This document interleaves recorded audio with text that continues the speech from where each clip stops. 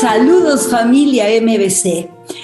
Estamos juntos nuevamente en este Día del Señor y damos la bienvenida a nuestros queridos amigos y también a nuestros queridos hermanos en Cristo, a todos los que se unen a nosotros los días domingos para compartir la palabra de Dios, para alabar y adorar a Dios juntos, porque Dios, el único Dios vivo, el Dios de la Biblia, es digno de ser alabado y de ser engrandecido. ¿Cómo no le daríamos gracias? ¿Cómo no estaríamos agradecidos a Él si es que Él tiene tanta misericordia para con nosotros? Y hoy día lo vamos a ver. Es una misericordia infinitamente grande, una misericordia que no merecemos y sin embargo Él siempre misericordioso, Dios misericordioso, que prepara misericordia diariamente, cada día misericordia para ti, para mí y para el mundo entero. Vamos a verlo el día de hoy, pero antes vamos a orar. Dios mío, muchas gracias. Tú eres Dios misericordioso, bueno, siempre fiel. Gracias, Dios mío. Venimos a ti agradecidos por tu cuidado, por tu protección, por tu amor y misericordia. Dios, tú sabes bien que nada merecemos, pero recibimos por la fe. Gracias, Dios mío. Te entregamos este tiempo a ti para alabarte, para darte gracias y para que tu Santo Espíritu nos guíe. Gracias, Dios mío. Vamos juntos a alabar al Señor.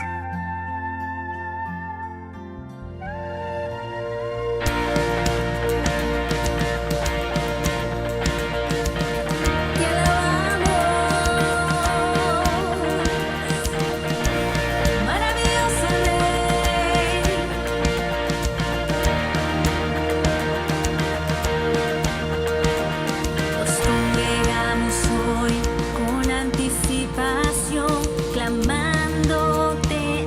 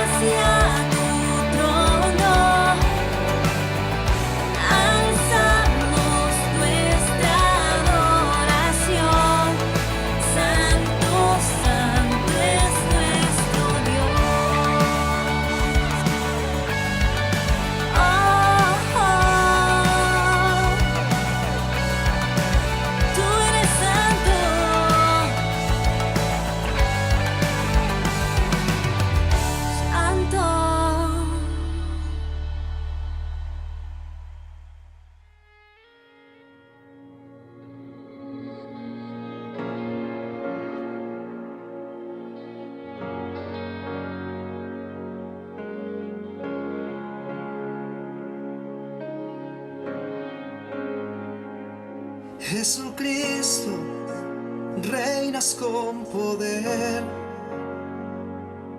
soberano, victorioso Rey. Ni la muerte pudo detener tu poder para vencer. Dios de lo imposible, te adoramos, eres invencible, soberano, tuya es toda la gloria, tuyo es todo el honor. Jesucristo, reinas con poder, soberano, victorioso Rey.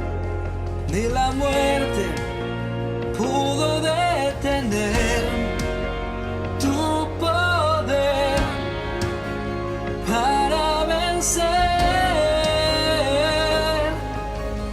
Dios de lo imposible, te adoramos,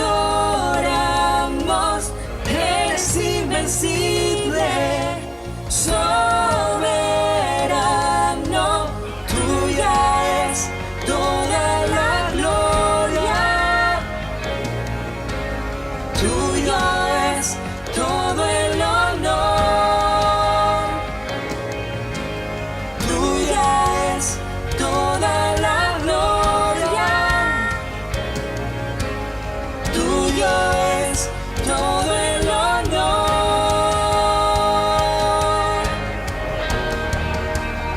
Te adoramos solo a ti, Señor. Te rendimos adoración solo a ti, Jesús.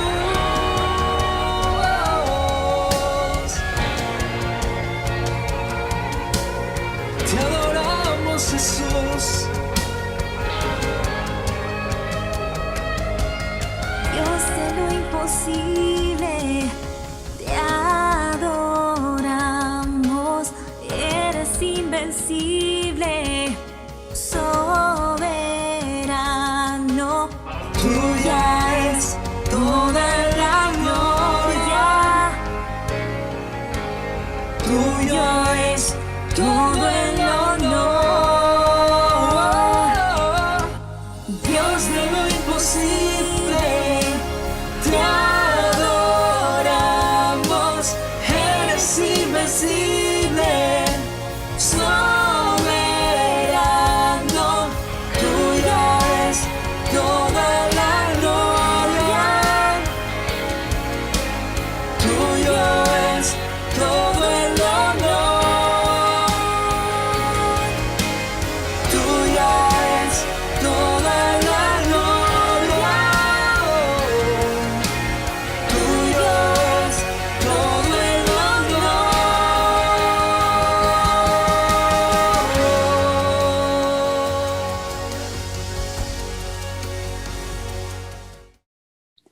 La adoración es un momento muy especial en el que a Dios le damos esa adoración que Él merece.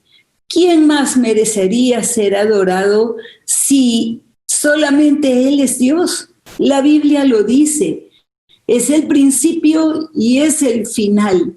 El único Dios sabio, bueno, al cual hoy queremos traerle nuestra adoración con lo que Él nos da.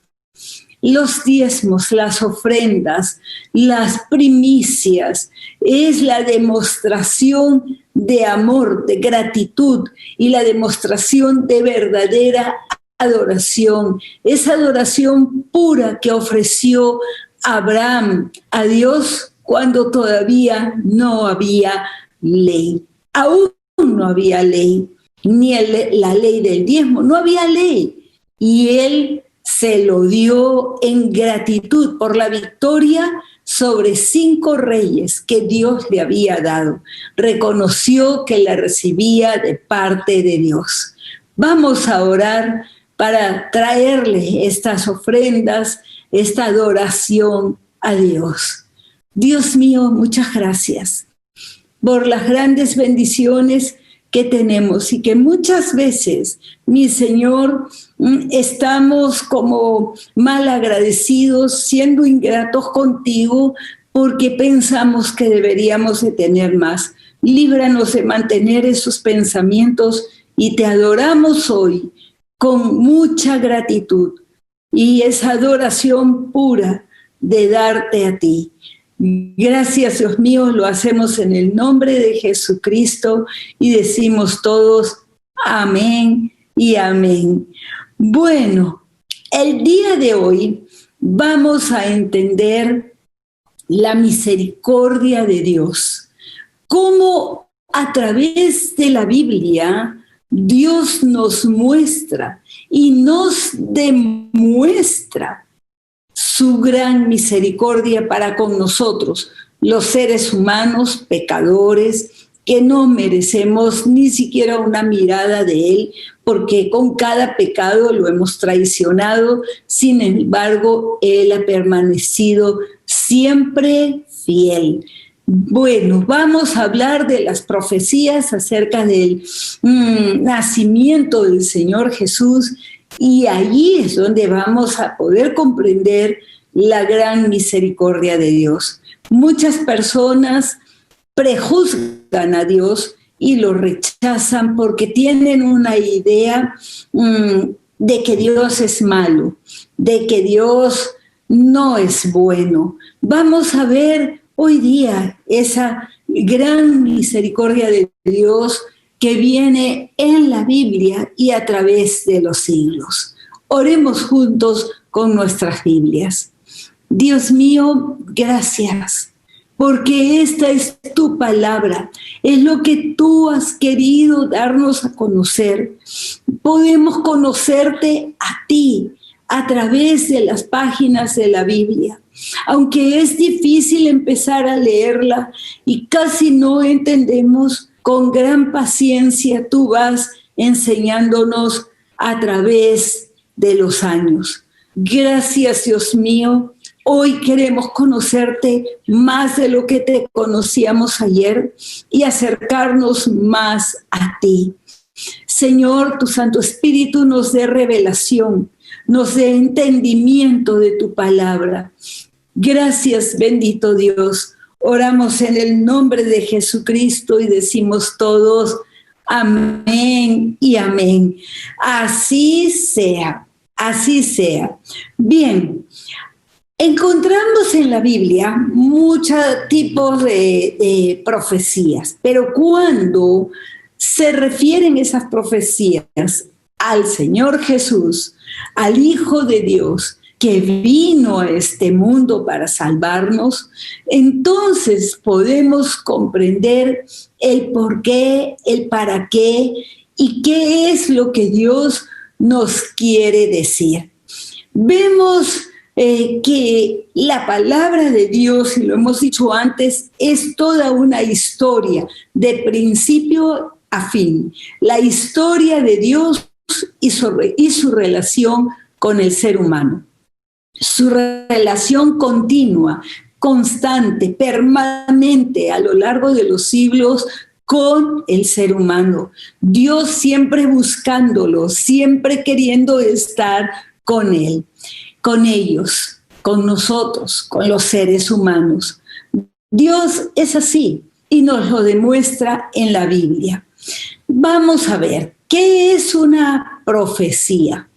Se le llama en la Biblia profecía cuando Dios da un mensaje, sea por sí mismo, y nos lo da a conocer en la Biblia, dice algo que Él va a hacer, quiere comunicarnos algo, o si no, ese mensaje viene a través de un profeta. Los profetas dan los mensajes de Dios. En el Antiguo Testamento encontramos bastantes profetas, muy acertados en todo el sentido de la palabra, al 100%, y hoy día vamos a ver las profecías acerca del nacimiento del Señor Jesús. Para entender bien la palabra de Dios debemos de recordar desde el comienzo e ir a Génesis. ¿Por qué? Porque la primera profecía la vamos a encontrar allí,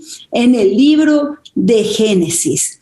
Y la Biblia es un libro particular, singular, es un libro, y es el libro de los libros, porque lo escribieron 40 aproximadamente, el número 40 hombres que vivieron en diferentes tiempos de la historia, y es muy coherente, es una sola historia, con muchas subhistorias, si quisiéramos decirlo así, en cada libro, ¿no? Entonces, cuando vemos la Biblia en forma abierta y completa, nos maravillamos. Por eso es importante, sumamente importante, que cada cristiano lea la Biblia entera una vez al año por lo menos. Nosotros lo hacemos, o muchos tratan de hacerlo. Alguien me decía que en 20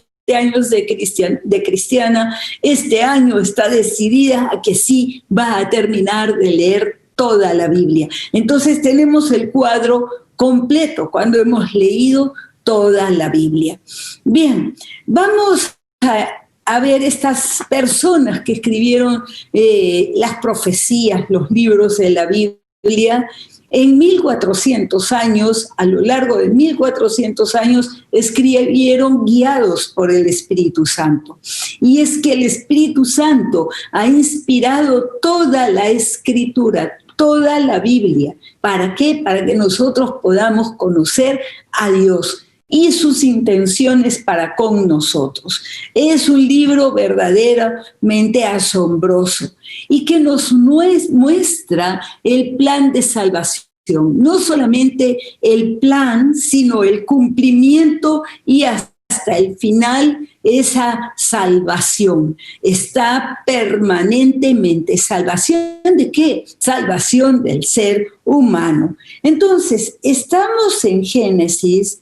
Y miren, en el capítulo 3, este es el capítulo de la caída del ser humano, así se le llama, porque Adán y Eva pecaron y cayeron de la gloria de Dios. Les fue las consecuencias fueron muy grandes, y aún seguimos nosotros recibiendo las consecuencias del pecado de Adán y Eva, pero de nuestro propio pecado también, y el pecado de nuestros antepasados. El pecado permanece, no es que desaparece, se murió la persona, desapareció su pecado.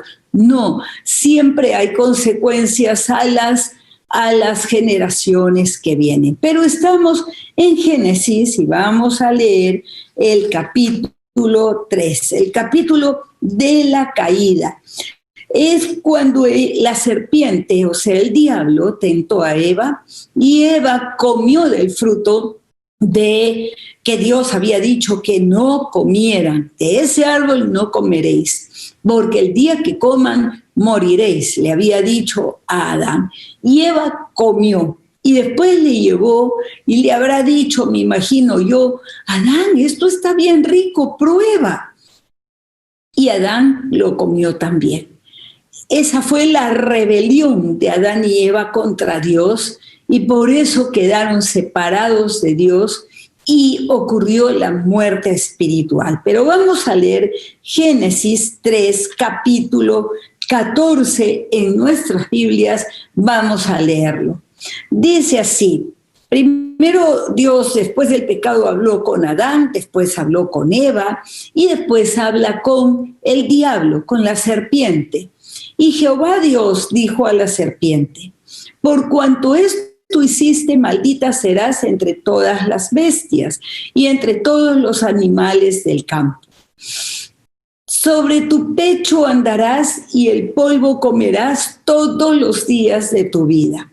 Y presten atención aquí que viene esta profecía que Dios le habla al diablo y que atañe a nosotros. Dice así: y pondré enemistad entre ti y la mujer, entre tu simiente y la simiente suya.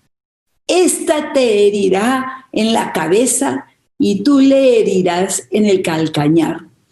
Nos permite vislumbrar un poco el plan de salvación. ¿De qué está hablando Dios? La simiente de la mujer. La simiente del hombre o de la mujer se refiere a la semilla. La semilla. ¿Cuál es la semilla del hombre y la mujer? Los espermatozoides y los óvulos. En sentido físico lo decimos, pero es la simiente, es la semilla. Entonces, un descendiente de mujer te va a aplastar la cabeza. Un descendiente, alguien que viene de mujer, te va a aplastar la cabeza y te va a vencer, aunque tú le habrás hecho algún daño. Esto es sumamente interesante porque está en Génesis, al comienzo.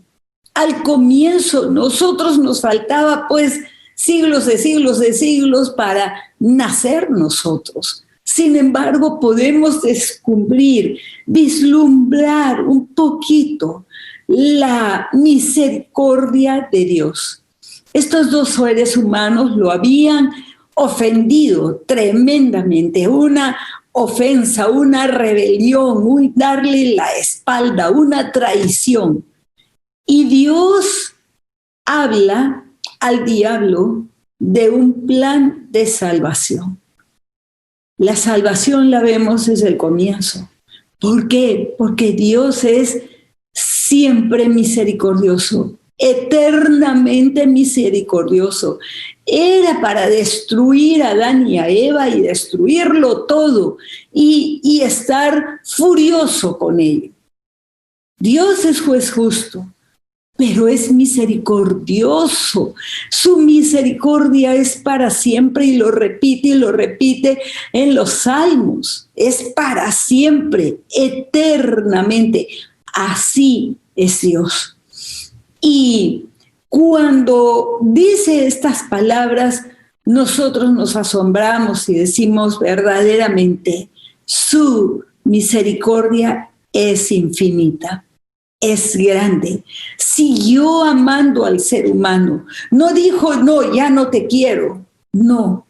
Y cuidado que muchos padres, cuando el niñito o la niñita se porta mal, le dicen, ya no te quiero.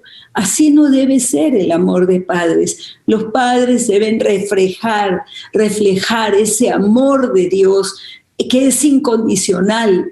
Te portes bien o te portes mal, siempre te seguiré amando. Saques buenas notas o malas notas, siempre te seguiré amando.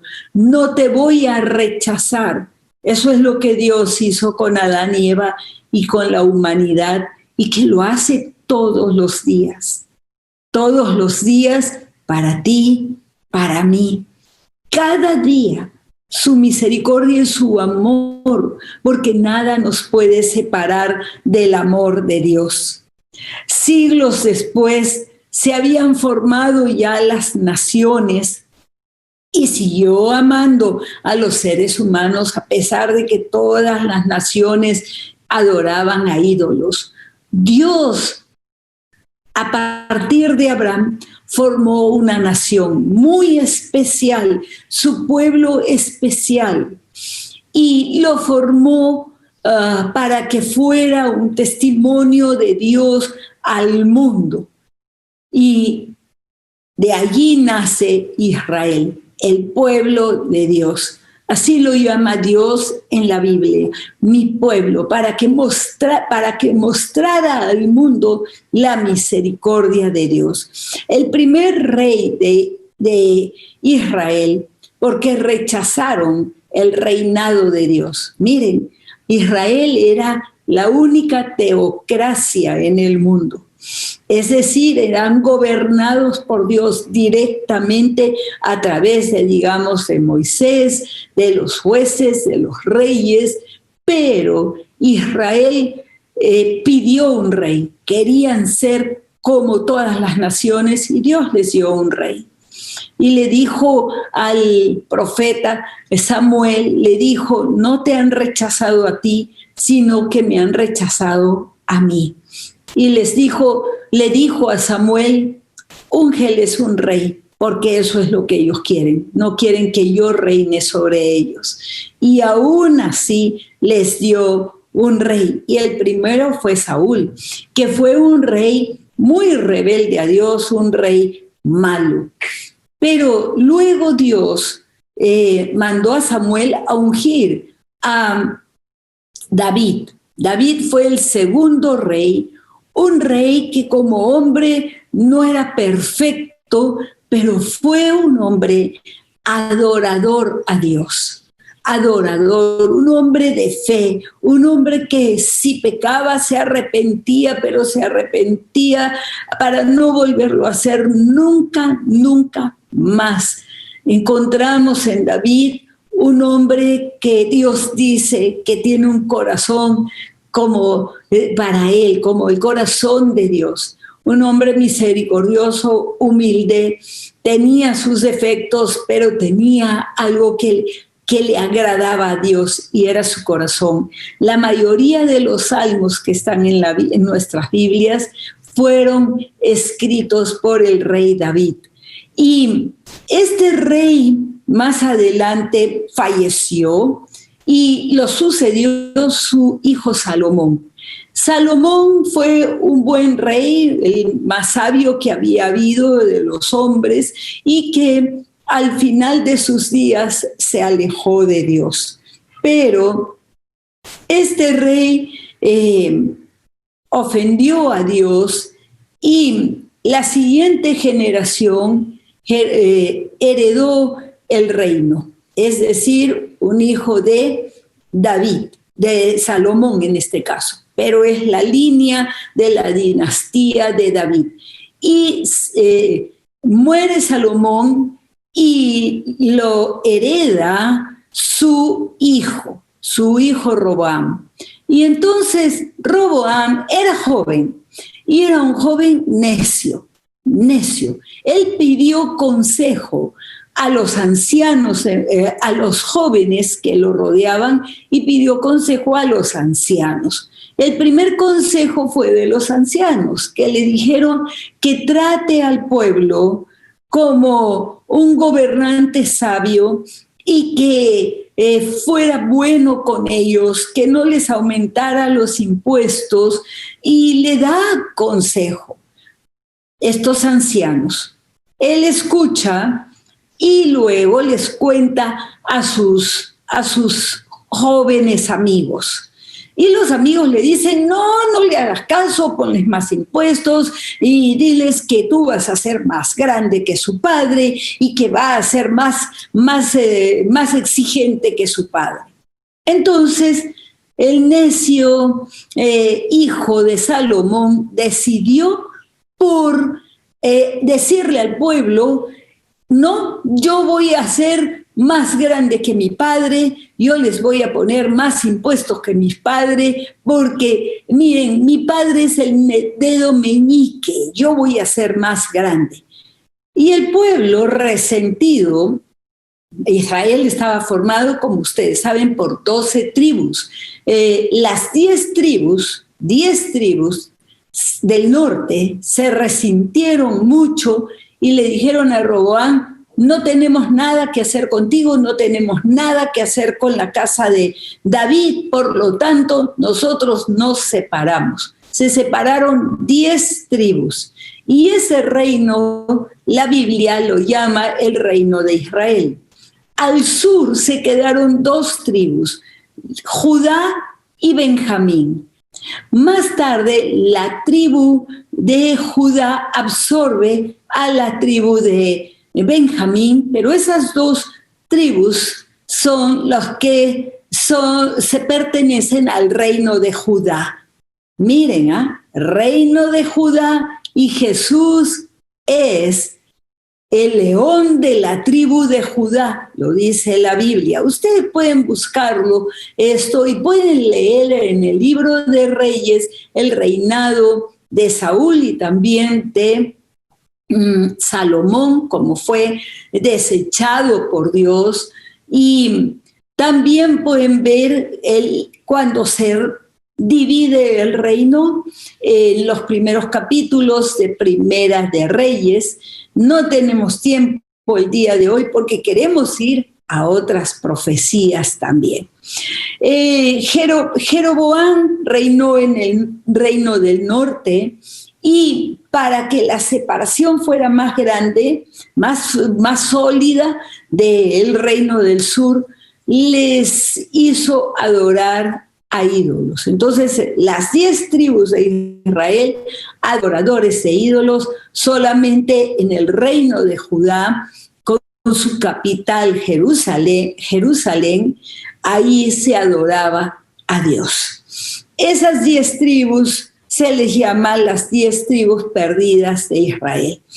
En Isaías vamos a ver otra profecía, pero antes les voy a contar que en el reino de Judá todos los reyes fueron herederos de David, o sea, fueron heredando el trono. Tuvieron un tiempo oscuro en que reinó una mujer, pero la hija de Jezabel, pero siempre regresó a los descendientes de David. Por eso se llama el reino donde estaba el templo, donde la gente adoraba a Dios.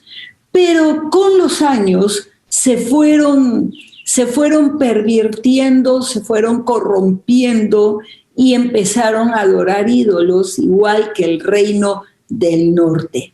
A la vez que en el templo se adoraba a Dios, desde el tiempo de Salomón, las mujeres paganas con las que él estaba, porque tuvo muchas mujeres, habían ídolos en el templo. En el templo se adoraba a ídolos y se adoraba también a Dios, el Dios de Abraham, Isaac y Jacob, traicionando a Dios todos los días. Pasaron los siglos, muchos reyes, y llegamos al reino de Acaz. Miren la misericordia de Dios. La misericordia de Dios, es que tenemos que pensar en ello. ¿Cómo soportó? ¿Cómo le dolió a Dios la traición del reino del norte y el reino del sur? Era para destruirlos a todos, pero no lo hizo, porque ya había dado su palabra. Un hijo de mujer aplastaría la cabeza del diablo. Y Dios es fiel a sus pactos, al pacto con Abraham, al pacto con David, porque hizo pacto con uno primero y después con el otro. Y a David le prometió que el trono, en el trono siempre estaría sentado eternamente un descendiente de David. ¡Qué interesante!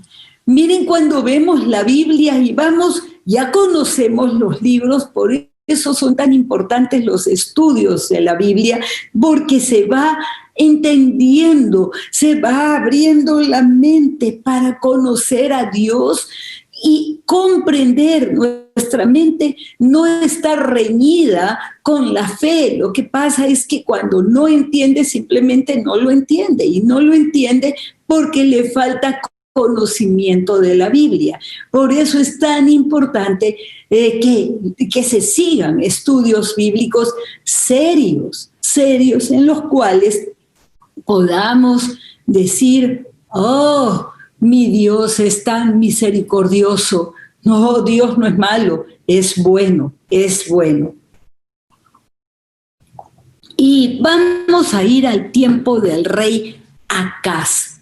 Ya el reino está en una decadencia muy grande. Tanto el rey Acaz como los sacerdotes del templo no obedecían a Dios y eran idólatras. Adoraban ídolos que ellos habían llevado de las otras naciones.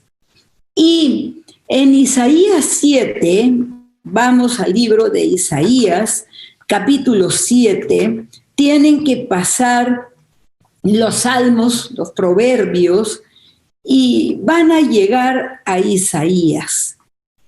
Isaías está después de cantar, de los cantares, en el capítulo 7, y vamos a ver la segunda profecía mesiánica. ¿Por qué? Porque se está refiriendo al Mesías. Y está el profeta Isaías en la ciudad de Jerusalén y precisamente en el palacio hablando con el rey. Ya Dios había hablado con Isaías. Isaías había tenido esta visión del trono de Dios y le había hablado con respecto al reino de Judá. Al reino de Judá. Le había hablado de Jerusalén, porque habían enemigos, naciones enemigas que venían a atacarle. Y hablaba el profeta con el rey y nos dice así Isaías 7:10. Están en el palacio.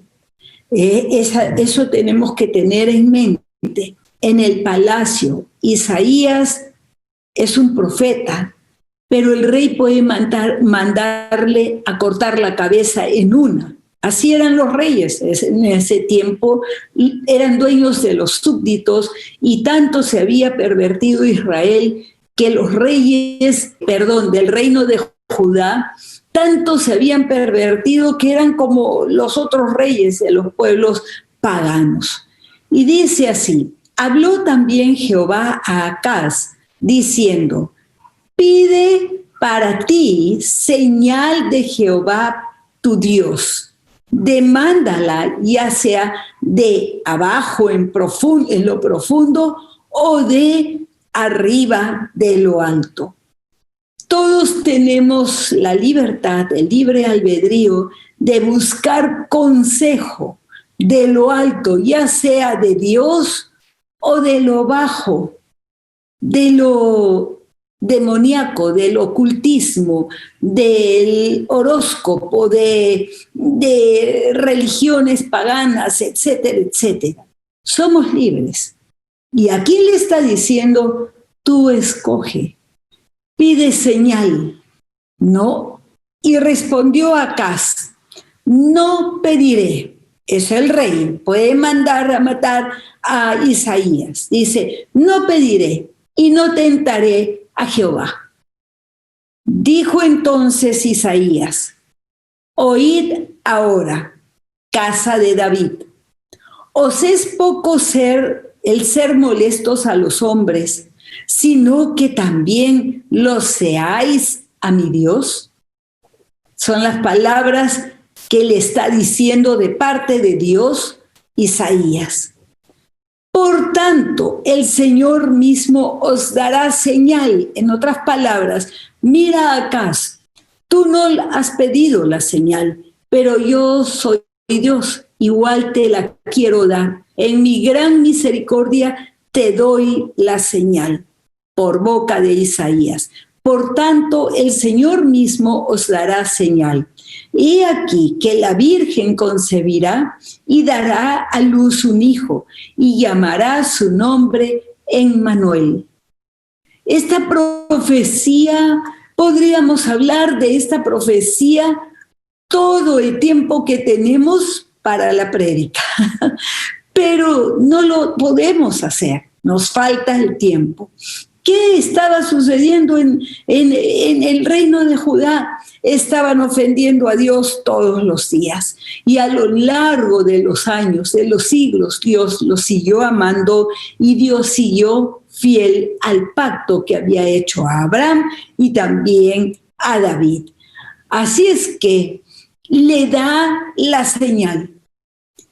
Esta señal viene en un momento en que el reino de Judá va a ser destruido. ¿Qué había sucedido? Ya había sucedido antes de que le da la señal. Le había atacado en el libro de Crónicas y de Reyes, ustedes lo pueden buscar, le habían hecho la guerra. 2 reyes, el rey del reino del norte y otro rey, el rey Resín, les había hecho la guerra. Y en un solo día murieron 120,000 hombres del ejército y se llevaron cautivos, porque los hacían esclavos, a 200,000 personas del reino de Judá, se las habían llevado cautivos. Esa desgracia había sucedido. Y ante esa desgracia, el rey ni los sacerdotes se vuelven a Dios. Es más, no quieren señal. En medio de todo ello es que Dios les da esta profecía alentadora, aunque todavía van a atacar a Jerusalén y van a destruir Jerusalén. Eso hacían en las guerras, en las terribles guerras.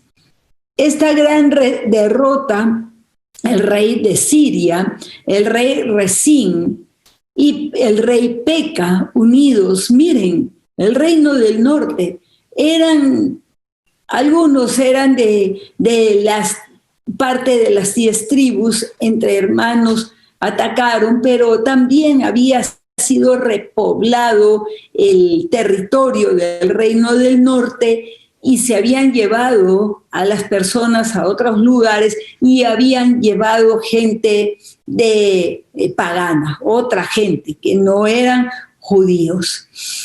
Y les dice, a pesar de sus pecados, de sus traiciones, Dios sigue siendo fiel y les dice que les va a dar, ¿qué les dice? Les va a dar nacerá un bebé, les va a dar un vástago, un bebé, alguien que va a hacer por ellos algo grande. Emmanuel significa Dios con nosotros, Dios con nosotros.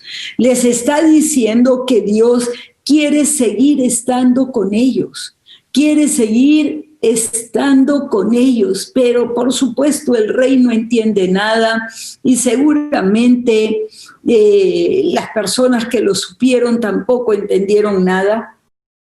No les interesó. Lo que pasa es que cuando uno está pecando, no hay revelación de la palabra de Dios.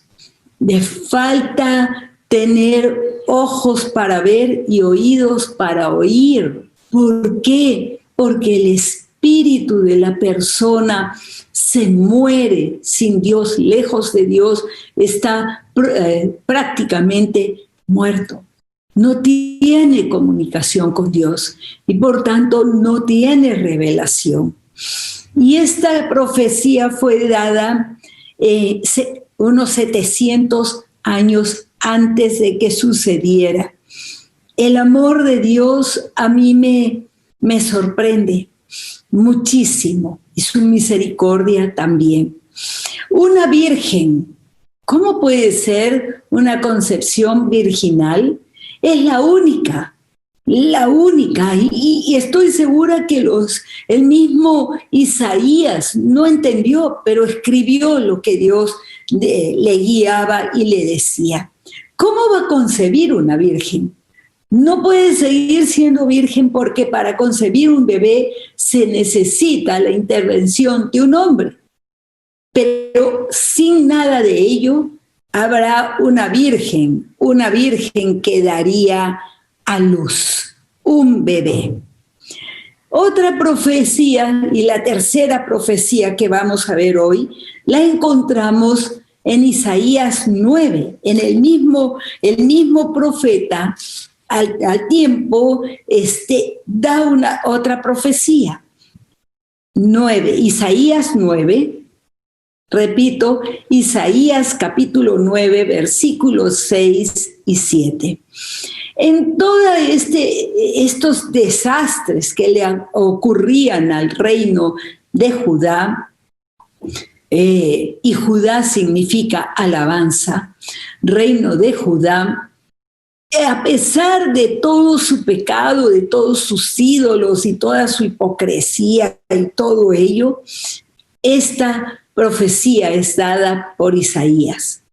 Porque un niño nos es nacido, hijo nos es dado, y el principado sobre su hombro, y se llamará su nombre admirable, consejero, Dios fuerte, Padre eterno, príncipe de paz. Lo dilatado de su imperio y la paz no tendrá límite sobre el trono de David y sobre su reino, disponiéndolo y confirmándolo en juicio y justicia desde ahora y para siempre. El celo de Jehová de los ejércitos hará esto. Tremenda promesa de parte de Dios. El celo de Jehová.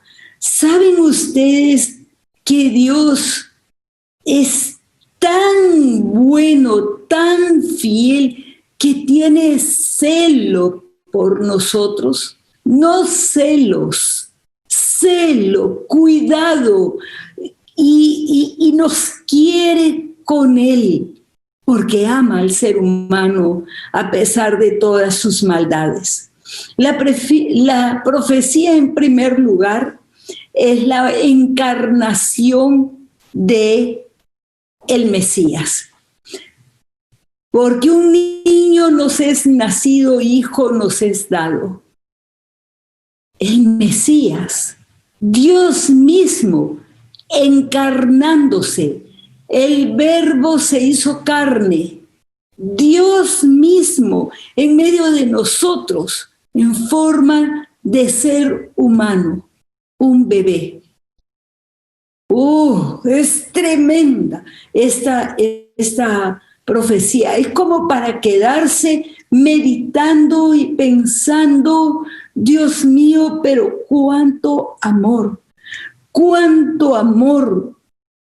La profecía anuncia esa encarnación. Filipenses 2:7 dice lo siguiente: se despojó a sí mismo tomando forma de siervo, hecho semejante a los hombres. ¿De qué se despojó? Es la segunda persona de la Trinidad. Dios es Padre, Hijo y Espíritu Santo.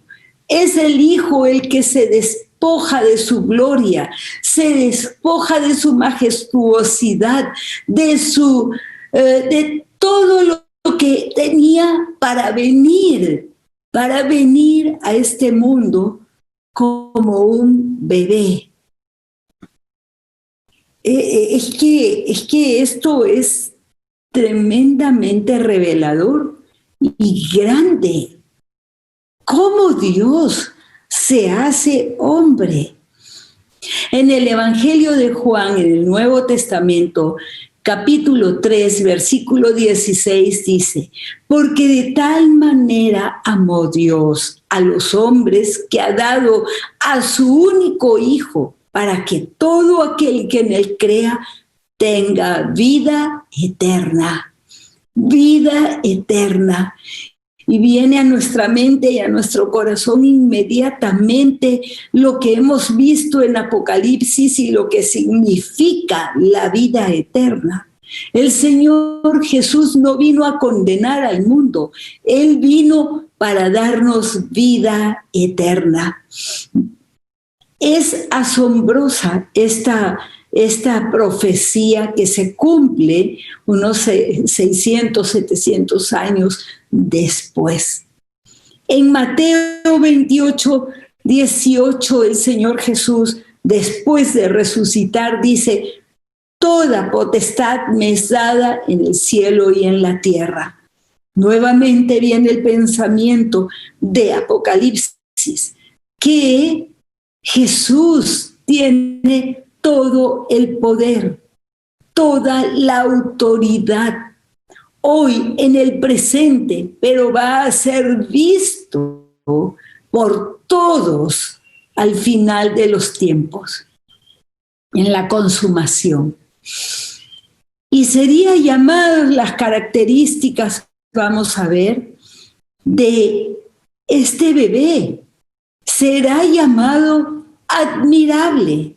Sí, su perfección, su santidad y hermosura nos dejan admirados, porque es Dios, porque es perfecto, porque es hermoso a causa de su santidad. Perfecto. Consejero, la palabra viva, la palabra viva. Jesús dijo que Él es la palabra, el logos, el rema. Logos, palabra escrita.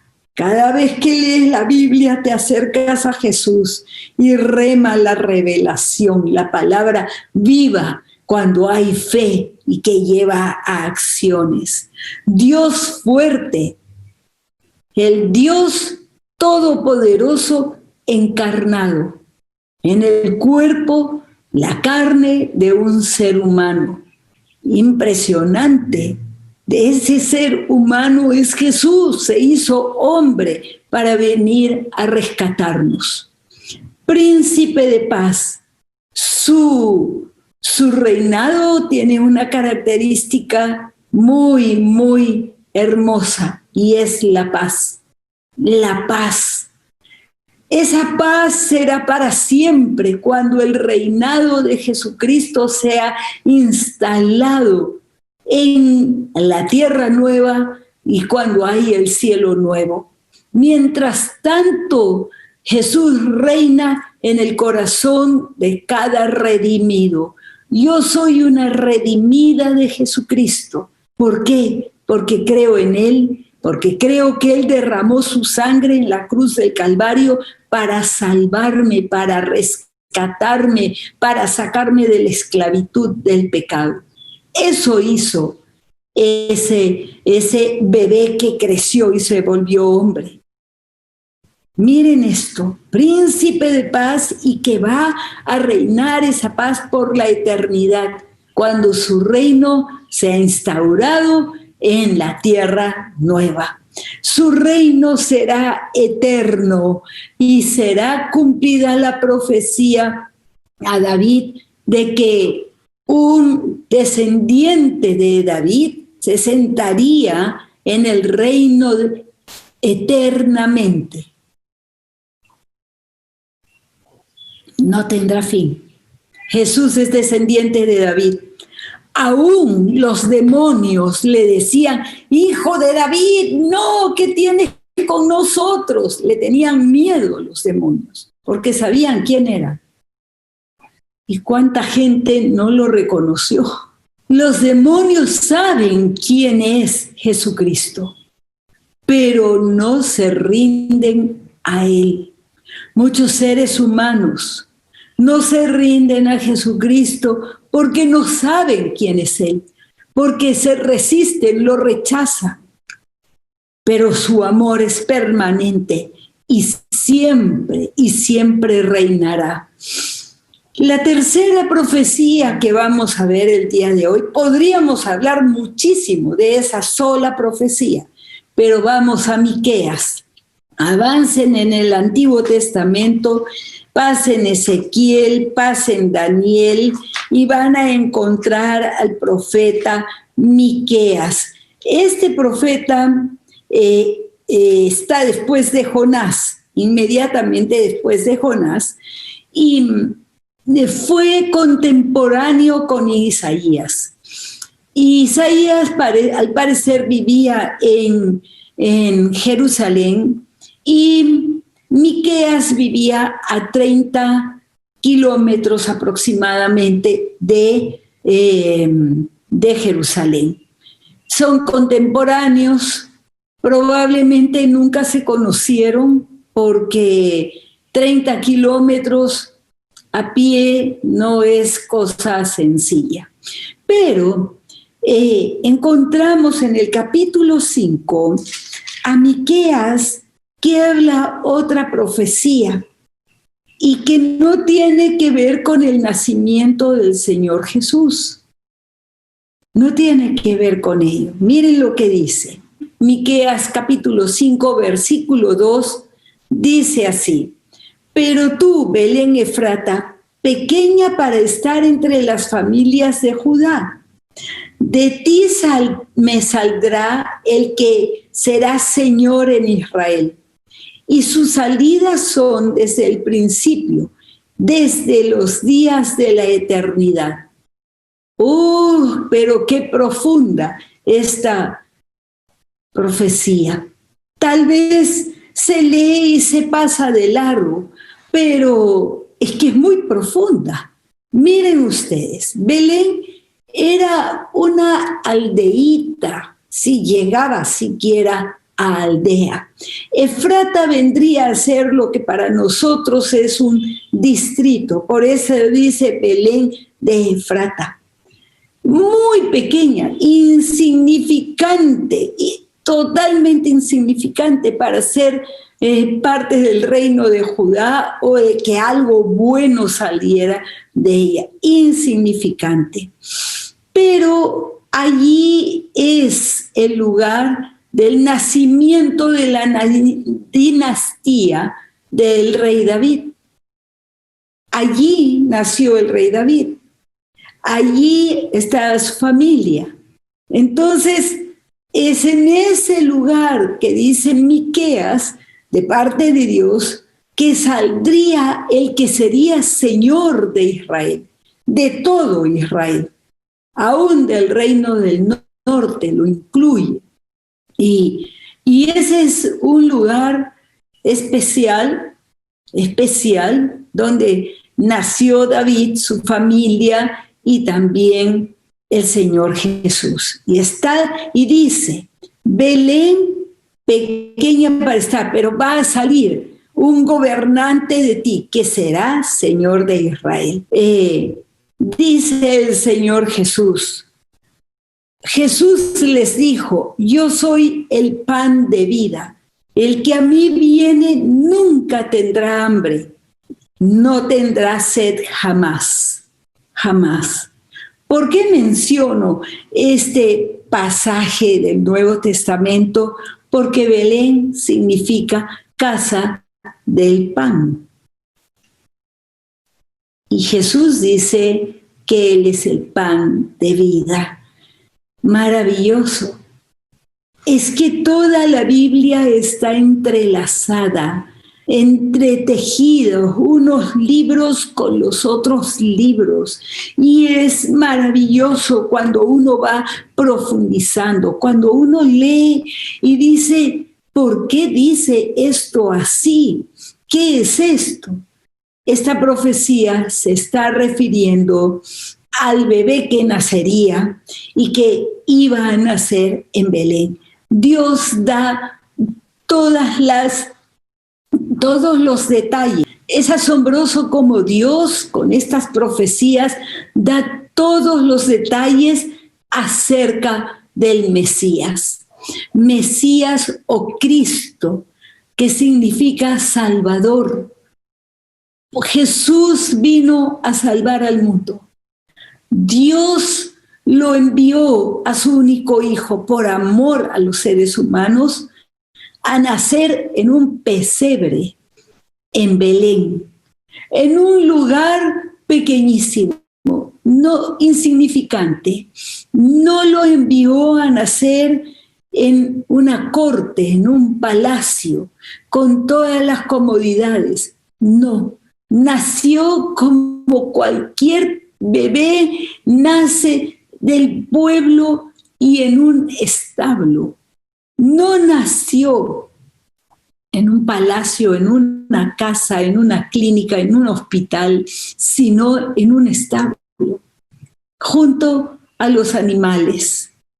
Díganme ustedes, después de haberse despojado de su gloria, de su majestuosidad, de todo lo que tenía, para hacerse siervo y nacer en un establo. Si a nosotros nos duele profundamente una bajada de alguna forma en nuestra capacidad económica, en nuestros niveles de la sociedad, a Jesús no le dolió, lo hizo voluntariamente por ti y por mí, para morir en una cruz, para salvarnos. ¿Por qué en una cruz? ¿Por qué? Porque tenía que recibir el castigo que tú y yo merecemos. Y recibió todos los latigazos, los escupitajos, los insultos, las humillaciones que tú y yo mereceríamos de parte de Dios. Pero Dios no es así. Es misericordioso. Envió a su propio Hijo para salvarnos, para sacarnos de la miseria y la esclavitud del pecado, porque todos hemos pecado. No hay nadie que no haya pecado. Y lo envió, y Jesús obedeció a su Padre, y nunca pecó, y fue a esa cruz voluntariamente. Él tenía todo el poder, el omnipotente. Como ser humano tenía todo el poder de librarse, pero no lo hizo. Y lo hizo por ti y por mí, porque nos quiere bajo su reinado, nos quiere con Él. Es un reinado de amor, es un reinado de paz, es un reinado de belleza, de justicia, y nos quiere con Él para la eternidad. Por eso lo hizo. Jesús resucitó y está a la diestra del Padre y está intercediendo por cada uno de nosotros. Y por ti, que nunca lo conociste, está intercediendo por ti. ¿Para qué? Para que tú tomes una decisión para tu salvación, la decisión de recibir a Jesucristo como tu único Señor y Salvador. ¿Qué necesito para salvarme? ¿Qué necesito para acercarme a Dios? Necesitas creer que Jesús es Dios mismo, que vino a rescatarte. Necesitas arrepentirte de tus pecados, porque le has ofendido. Todos le hemos ofendido y mucho. Y por último necesitas recibirle y decir: Jesús, hoy yo creo en ti. Si tú quieres el día de hoy, que este sea el día de tu salvación, Jesús te está buscando, no para echarte al rostro todos tus pecados, te está buscando para salvarte, para borrar tus pecados con su sangre y para que nada te aparte de Dios. Si tú lo deseas, ora conmigo, inclinando tu rostro en señal de reverencia a Dios y también hablando en voz alta. Ora conmigo en voz alta. Dios mío, hoy me acerco a ti. Me acerco, mi Señor, no entendiendo todas las cosas, pero por la fe. Y me acerco para pedirte perdón. Estoy avergonzado delante de ti por todas las veces que te he ofendido, por todas las veces que he pecado contra ti, por las veces que hablé contra ti y que me burlé de ti. Perdóname, Dios mío. En el nombre de Jesús, yo te pido misericordia. Ten misericordia de mí y sálvame, mi Señor. Hoy te doy gracias, Señor Jesús, por haber muerto por mí en la cruz. Gracias por ofrecerme la salvación, por seguirme amando. Gracias, mi Señor Jesús. Hoy abro las puertas de todo mi ser, de mi corazón, de todo mi ser, y te recibo como mi único Señor y Salvador. Quiero que tú, Señor, vengas a mí. Gracias por orar por mí, por interceder por mí. Hoy yo te recibo como ese Cristo que murió en la cruz por mí. Gracias por tu perdón. No lo merezco, pero hoy yo lo recibo. Recibo tu perdón, recibo tu salvación. Y Señor, quiero caminar de tu mano. Tú eres consejero, yo quiero tu consejo, tu dirección. Gracias, mi Señor. Oro en tu precioso nombre, Jesús. Amén. Amén. Yo quiero orar por ustedes. Dios mío, te doy muchas gracias por tu misericordia. Eterna, eterna misericordia que no tiene límite, derramada sobre estas personas. Gracias porque hoy ellos son salvos. Borrados han sido sus pecados por tu sangre. Señor, te pido que los bendigas, que los acompañes, que tu Santo Espíritu sea derramado sobre ellos y tengan hambre y sed de ti, y como para leer y estudiar la Biblia todos los días de su vida. Gracias, Dios mío. Los bendecimos en el nombre de Jesucristo. Amén. Gracias, mi Señor. Gracias, mi Dios. Los felicito. Dios no los acusa. Ya sus pecados los echó al mar del olvido y ahora disfruten de una relación hermosa con Él.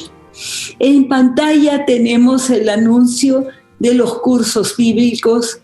Tenemos allí verdades básicas para ustedes en forma muy especial. Ustedes que hoy día es su día de salvación, no se olviden de la fecha. Yo no me olvido de la fecha de mi salvación, y estudien la Biblia. Cuando me convertí, empecé a devorar la Biblia, pero al leerla, léanla empezando por el Nuevo Testamento y luego estudien los cursos. Tenemos verdades básicas con 4 charlas, 4 solamente, para que ustedes vayan conociendo a Dios. Estudiar la Biblia nos da un conocimiento que no conocemos de Él, sino que lo conocemos a Él. Es hermoso conocer a Jesús. Hace más de 40 años que yo lo conocí y fue mi mejor decisión de mi vida. Y tenemos también en pantalla toda la información para las actividades de la misión bíblica carismática. Tenemos también en pantalla toda la información del seminario para transformación de naciones.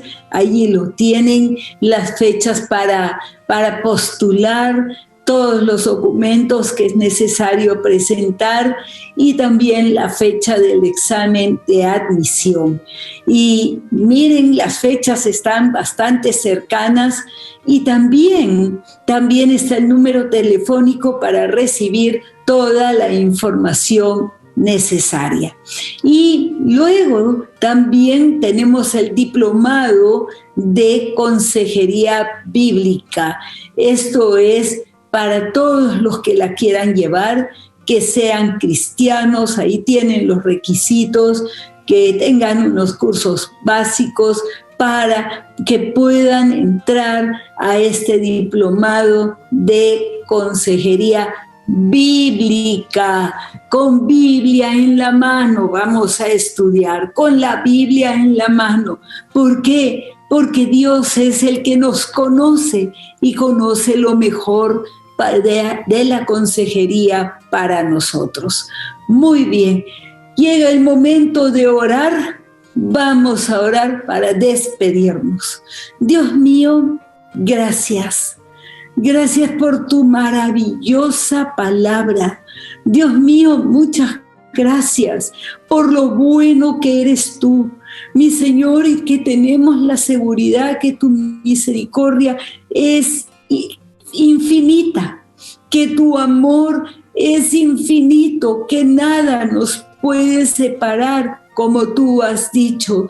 Nos has dado a conocer de que nada nos puede separar de tu amor.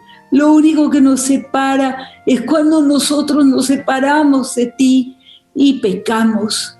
Después no hay absolutamente nada ni nadie que nos pueda separar de tu amor. Gracias, Dios mío. En el nombre de Jesús, Espíritu Santo, trae revelación a lo largo de esta semana y que, Señor, tu palabra sea de bendición para muchísimos. Gracias, oh Dios, bendigo a esta Grey, la bendigo, Señor, dale salud, dale protección, todo tu amor para cada uno de ellos. En el nombre de Jesucristo, amén y amén. Dios los bendiga a todos. Un abrazo virtual, una despedida cariñosa con ustedes. Chao.